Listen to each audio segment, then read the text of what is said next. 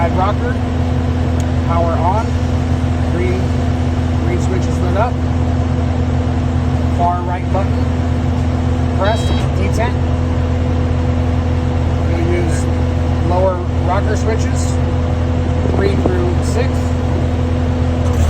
press number 5, side shoot to the right, press number 6, will tilt, press number 4 and 5, side shift left, number 6, tilt to the right.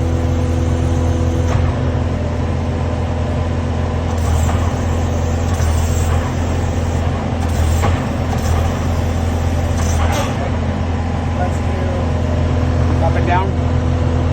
Depth control, press and hold 3, left joystick buttons.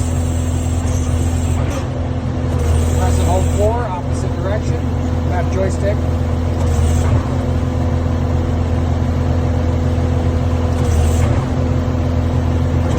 Back up, press 3, left joystick buttons, bring depth control back up.